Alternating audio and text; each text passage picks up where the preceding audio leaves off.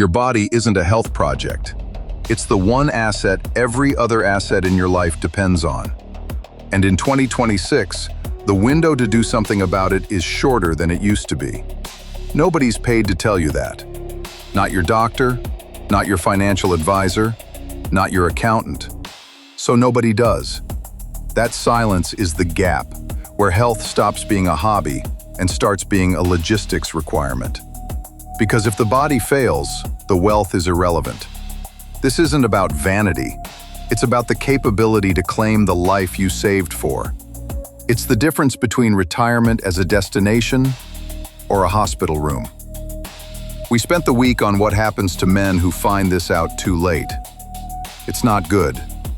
There are 3 shifts a man needs to make before the math of his life stops working. Most men make them too late. Some never make them at all. You need to learn all 3, so you can do something about it while you still can.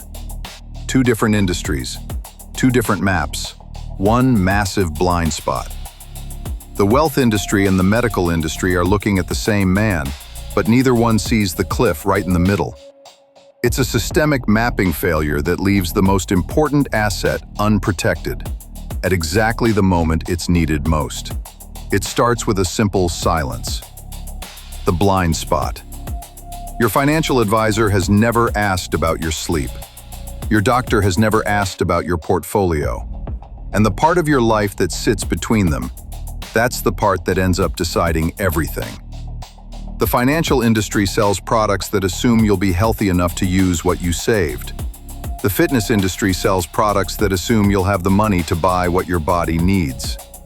Neither one makes money telling you they're the same conversation, so nobody does. You weren't hiding from it. You were never shown where to look. And the cost of that shows up at exactly the moment you can't afford it. Go look at any retirement calculator, any of them. They'll ask about your assets, your expected return, your inflation assumption, your withdrawal rate. Not one of them will ask if you can climb a flight of stairs without stopping. That silence is the whole problem. Think about the dashboard of your car.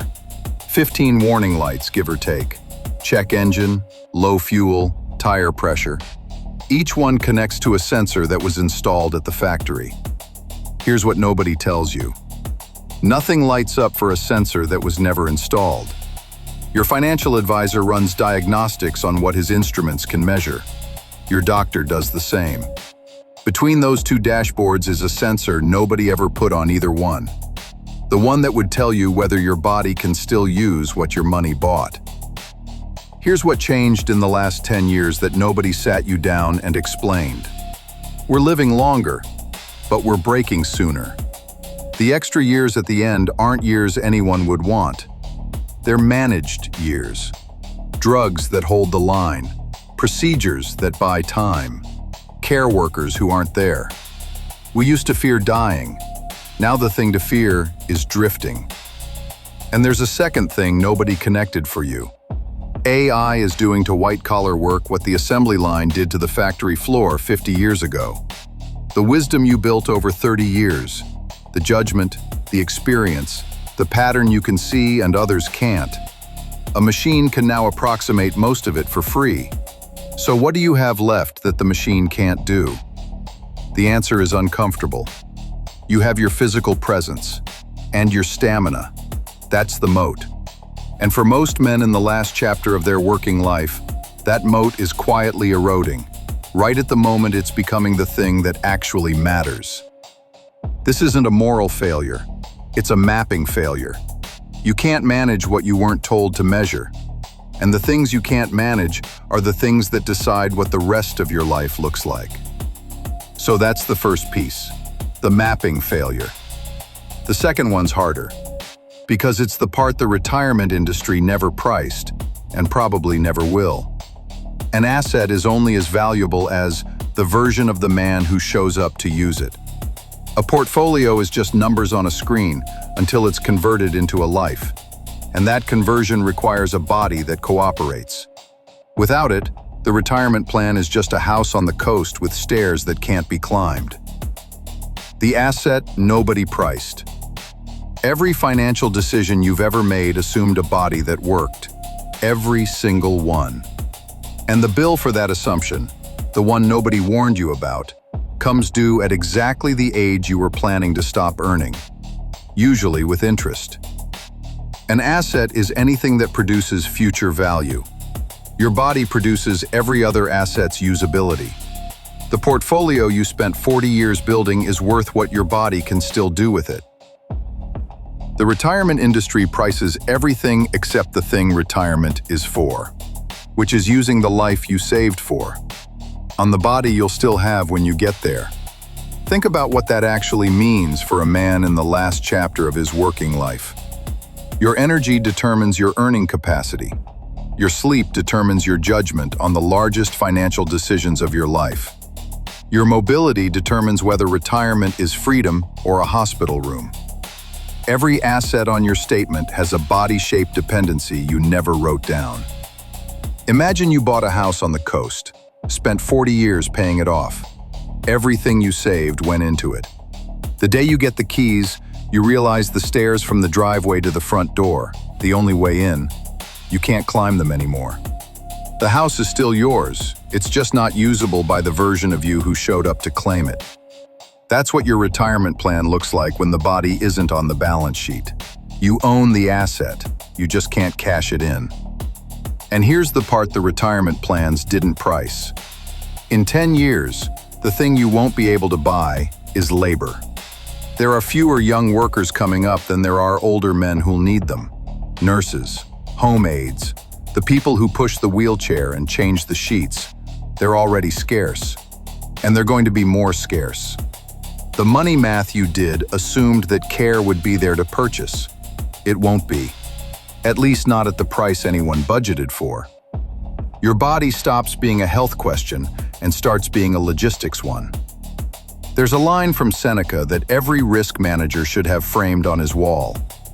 The body must be treated more rigorously so that it does not disobey the mind. He wasn't talking about aesthetics. He wasn't talking about wellness. He was talking about capability under pressure. When the stakes are high, when you actually need the decision to be right, when the work has to get done, when the moment demands everything you've got, the body has to cooperate. And if it doesn't, your mind can be brilliant and it still won't matter. The Stoics didn't see body, mind, and money as three separate projects. They saw them as one project. Somewhere in the last century, we professionalized the advice and lost the whole man view. We're paying for that now, one man at a time, usually in silence. So that's the diagnosis. One more piece to name before we get to what the question should have been all along. Every dollar saved is a contract signed with a future version of yourself. But if that future version is a stranger with a broken body, the contract is void. The resolution isn't about finding a better fund. It's about acknowledging the silent partner who has the final say on the entire project. The resolution. The question you've been asking your whole working life was, am I saving enough? It's the wrong question. The right one is quieter, and it's harder to look at.